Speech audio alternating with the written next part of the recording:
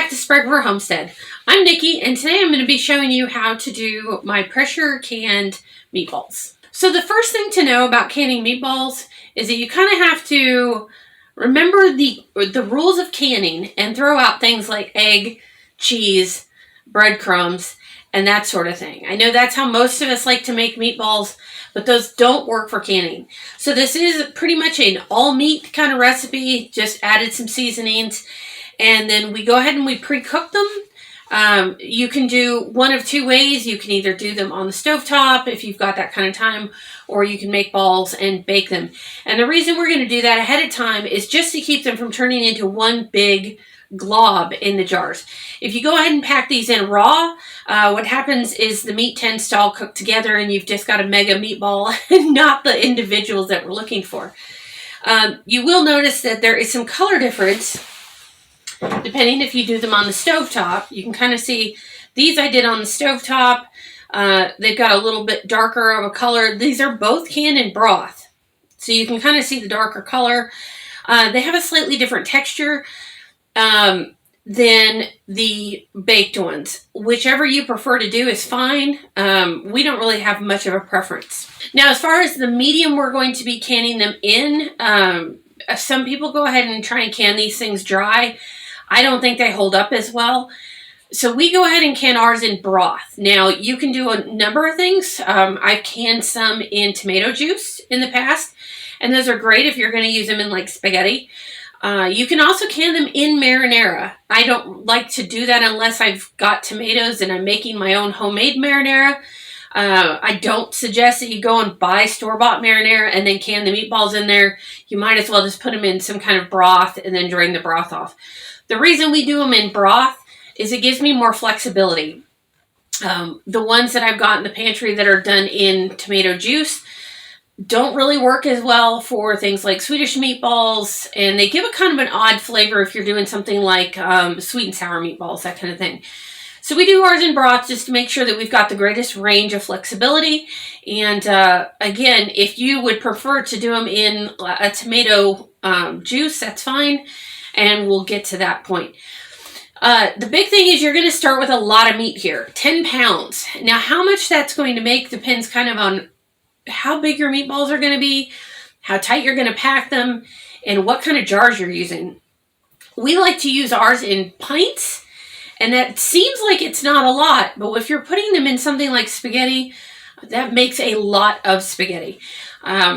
If you're doing something like, where they're their own thing, like barbecue meatballs, that kind of thing, a quart jar might be more of what you're looking for. But we're going to do ours in pints today. I tend to find that I use the wide mouth pints because they're easier to get them in and out.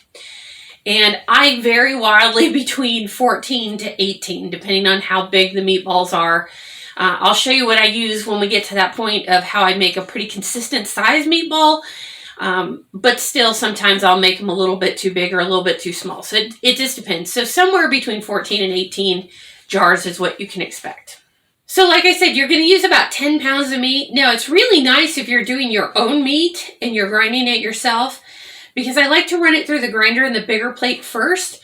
Go ahead and put my seasoning in, mix a little bit by hand, and then run it back through the grinder with a thinner plate. That's just going to give me kind of a chance to get the seasonings all the way through the meat a little bit better. If you're not doing that, that's fine. You're going to need a really big bowl or a good spot, like a great big cutting board or a nice clean table to really work those seasonings all the way in. I've tried having it and doing it, and I still don't feel like I ever get good consistency. So I would recommend doing it all at once and just going for it. And so I've already run my 10 pounds through the grinder already, through the first grinding, and we're ready for seasoning. Okay, so once you've got your stuff all out, here's what we're going to be using. We're going to be using some dried minced onion. We're going to be using some and I'm going to say this wrong, Worcestershire sauce. I don't know why that's a big deal. I can't ever do it. Some chicken bouillon, some granulated garlic, some paprika. We've got some canning salt, You can use white or black pepper. I kind of prefer the white. And some parsley and some chives. Now, as far as the meat is concerned, use whatever you want to use. We do mostly a lot of poultry and rabbit around here, so I tend to can mine with chicken, turkey, or rabbit. And this here is some chicken. You can see a lot of dark meat in it. It's a lot of leg meat and that kind of thing on some chickens. But you can use beef, you can use pork, you can use a mixture if you'd like. If you're going to use something like goat or pork or beef or venison or a mixture of those, you probably want to use beef bouillon powder rather than the chicken. But because I'm using a lighter meat, that's what we're going to go ahead and use. So the first thing we're going to put in, and you don't have to do this in any certain order. I know a lot of people are probably going to write this down, and this will be in my cookbook that's going to be coming out in the spring. We're going to use a half a cup of the dried onion. And it doesn't really matter how you put it in there because you're going to mix it all in by hand anyway. Do a little bit more. Now the grinder, since I'm going to grind this again, the grinder is going to chop these up into slightly smaller pieces, and that's okay. It doesn't make much difference. Okay. And then we're going to put in 2 tablespoons of our bouillon powder. This, I think, just kind of gives it a better flavor. I've done some without it, and especially if you're doing broth or water to cover, you'll kind of notice that sometimes the flavor leaches out a little bit. This just helps give it a better taste, in our opinion. Okay. Then you're going to put in 2 tablespoons of the granulated garlic.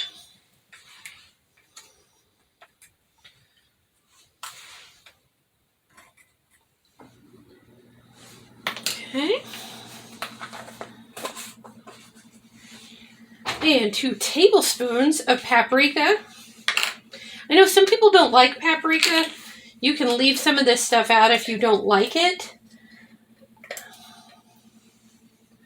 And if you like a hotter meatball, you can even at this stage go ahead and add in about half a teaspoon of cayenne pepper powder. We don't care for it. Like I said, I like to make mine as neutral as possible so that I can do whatever it is that I want to do. Okay, and then we're going to put in 2 teaspoons of the white or black pepper, depending on what you're using.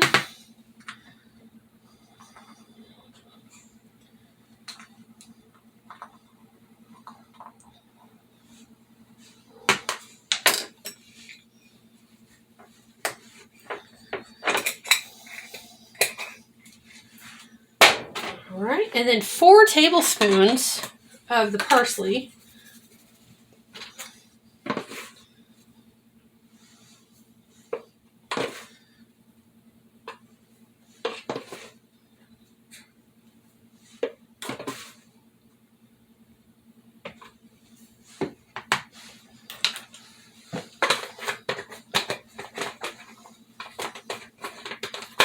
I can get the lid back on. There we go. And 2 tablespoons of dry chives. These are some homegrown chives. And I'm getting woefully out. I have another jar in the pantry though, so. Alright, there's that. And then we're going to put 2 teaspoons of canning salt, or any non-iodized salt is fine. I know some people like the Himalayan salt, some people like the sea salt, any of that's fine.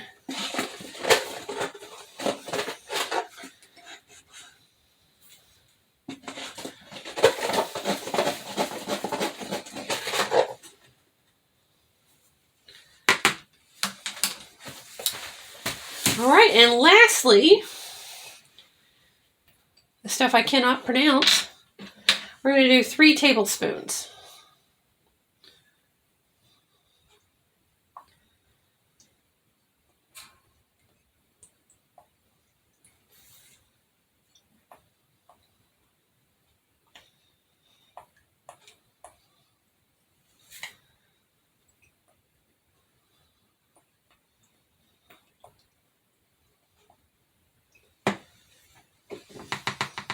Okay, and again, since I'm going to grind mine again, I don't have to do a real good job at mixing this, but I do need to at least kind of work it in.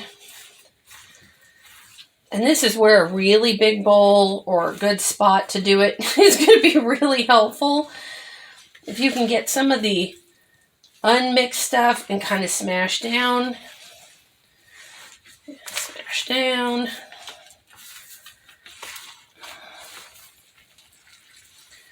I used to try and do this in phases, so like I'd put one ingredient in and try and mix it in, and I never felt that it did anything other than take more time.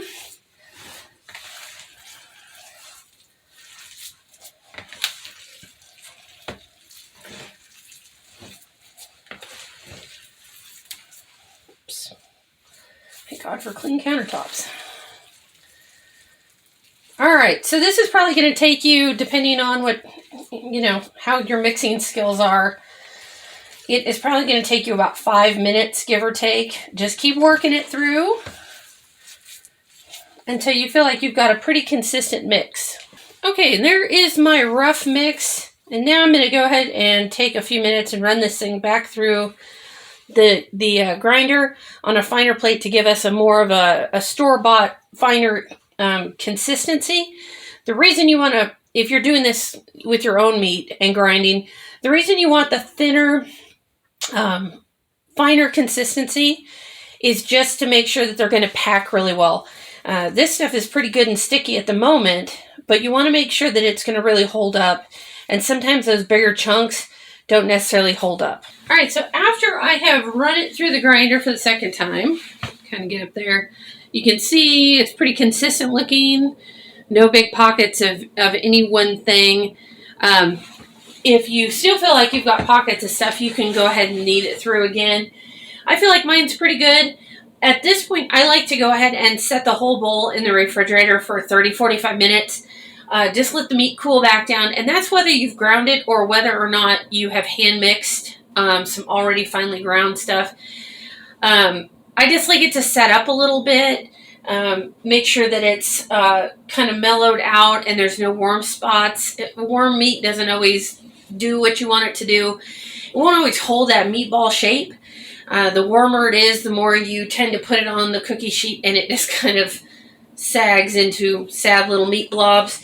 So go ahead and cover it loosely, stick it back in the refrigerator for 30-45 minutes, and then we'll move on to the next stage. All right, so now that your meat has rested for a little bit, we're going to go ahead and roll our balls, bake them, and start getting the next step ready. So you're going to turn your oven on to 375. We're going to bake these for about 20 minutes. You're going to need a good sized baking pan with a lip on it because these guys do put out some juice. And I like to use some parchment paper on it just for easier cleanup and to make sure they don't stick. That's kind of the big thing is if they stick and you're trying to get them off to get them into the canning jars, it can be kind of a big deal. So on the parchment paper, they lift off really easy with some tongs. So it's a good way to go. Now to roll the balls, if you're really good at eyeballing, you're going to be at about an inch ball. I use a cookie scoop. Very seldom do I really have to use the actual releaser on it. I don't know what else they call that, but I go ahead and scoop it flat, and then scoop it out or release it, however you want to do it, and then roll it into a circle and or ball, and then go ahead and put it on the cookie sheet. You can put these things together pretty close. When I first started making them, the directions all said give them like 1.5 inches space. They don't really need that much room. Just make sure they're not touching so they don't bake together. But I pack my cookie sheet as full as I can get that pan. If you've got more than one, you may break out a second one and just try and do as many as you can. If you're going to make, like I said, somewhere between 12 and 16 of these jars, so unless you've got a pressure canner with a rack to stack, you're probably going to make more than you can actually get in a canner anyway. I'm using the Presso Precise because I've got some other stuff to be doing on the stove today. So I can only get 7 of the wide mouth pints in it anyway, so I'm going to make 2 loads. And so I try and cook at least the first half or just over half, and then get the canner going and then finish cooking them And then when the canner's completely done, I may have to rewarm some of the meatballs for the next canning batch, but at least they're all done. So let's get scooping. All right, so I just take my scoop, kind of get a good amount in. We'll make that easy.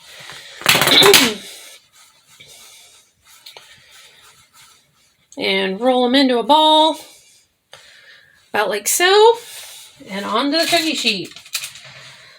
So this does take a while. This is probably the most tedious part of the whole process. You don't want too much in there. Now, you can make your balls a little smaller. You can make your balls a little bigger. Whatever really works for you. Just make sure that they ball up pretty good.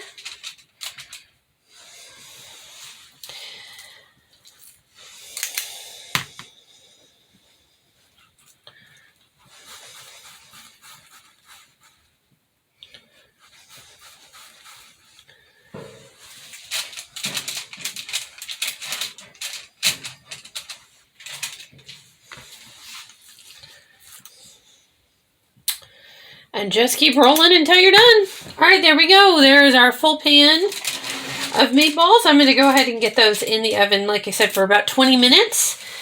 And while those are cooking, I'm going to go ahead and get my jars prepped, get my lids ready, and get my canner started warming.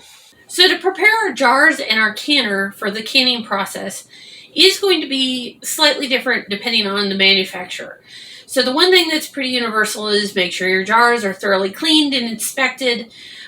You're looking for chips, cracks, any of that kind of stuff. Remember, pressure canning puts a lot of pressure on the jars. It's under a lot of heat. So even the smallest crack can spell disaster. So you do want to make sure you look over those jars pretty well. Your lids are going to need to be washed and cleaned.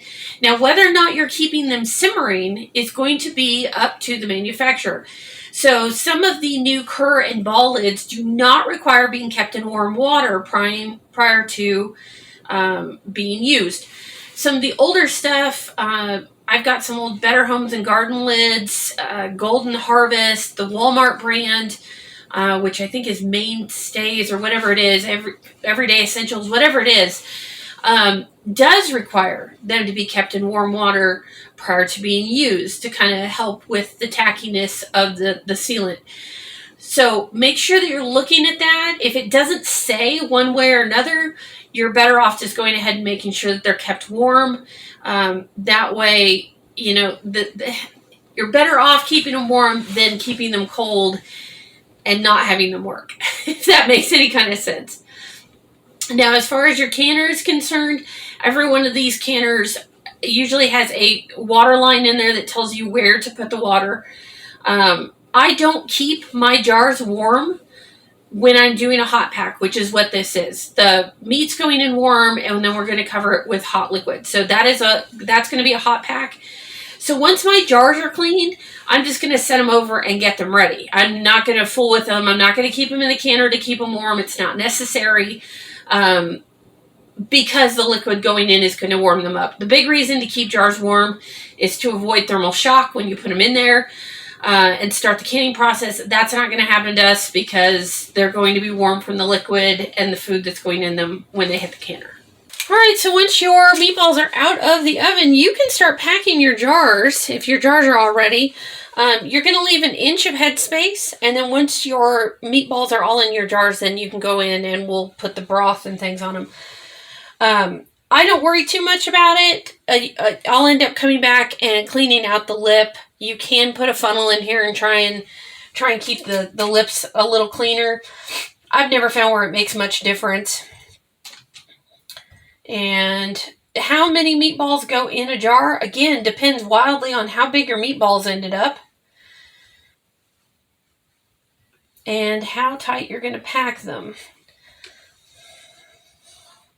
Now, the nice thing about these wide mouth jars, let me show this real quick in case you're not real familiar. They actually have, and none of these actually do, most of them have a fill line. Otherwise, an inch is basically right there. So I try to make sure that I don't go even all the way up into the thread. That way I can make sure I've got some room. to put my whatever my cover medium is, either broth or tomato juice. And as you go, you might find that these guys will sink down just a little bit. Like I've got this one that's a little bit high, but as they cool, they kind of shrink a little bit. I didn't even count, but that's about what you're going for. It's a pretty decent pack. They won't be terribly tight. You can mash them down, but the odds are is you're just going to end up breaking the meatball, and then what's the point? So you just go ahead and take all of your meatballs, pack all your jars, and then once all of your jars are full, again, if you're only using one sheet at a time, you may have to do a batch or two. But once all of your jars are full, then we'll cover them and get them in the canner. So with all of our jars full, it's now time to cover them. And what I've got here is just some boiling hot water. In fact, I'll turn that over or turn that off. With some bouillon in it. You can use broth, you can use stock, you can use tomato juice, whatever it is that you like to do. Just get it real hot up to a good temperature. And then you are going to fill these jars to about 1 inch of headspace. And sometimes you're going to have the meatballs still sticking up just a little bit. That's okay. Ideally, you're going to get them covered. And then take either a debubbler tool, or which is kind of what this is, and it's also a headspace measure, or a butter knife, chopstick, whatever you'd prefer. And you're just going to try and get some of the air out of them. Okay. Remember, we're looking for about 1 inch of headspace. Once you've debubbled, go ahead and adjust your level. I can take just a little bit more there. Okay. And then you are going to put your lid on. Actually, we're going to go ahead and wipe that. So get a damp paper towel, either with water or a little white vinegar is what I prefer to do on them. Just go ahead and wipe them. Make sure that there's no grease, which could mess up the contact of your jar lid. Put your jar lid on and tighten it down fingertip tight. And then go ahead and put those in the canner. So once those jars are filled, and remember, you're leaving 1 inch of headspace. And if some of the meatballs aren't entirely covered by the liquid, don't worry about it. They're going to be okay.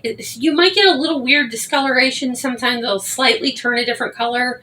But I've never really noticed a difference in flavor or anything like that. But go ahead and put your liquid up to that 1 inch headspace. Once your jar lids and rings are on, you put them in the canner. And now you're going to follow the directions for your manufacturer on your canner.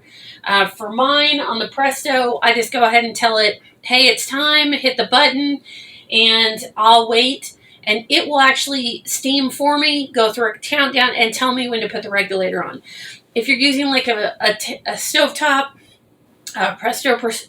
Presto 23 quart, an American, All-American, any of those kind of things, you're going to have to keep an eye on it. Watch for when the steam starts and make sure that you steam that 10 minutes to kind of equalize the pressure in your canner, and then follow the directions from there. Now, if you're using the pints, which is what we just did, it's 75 minutes for a can.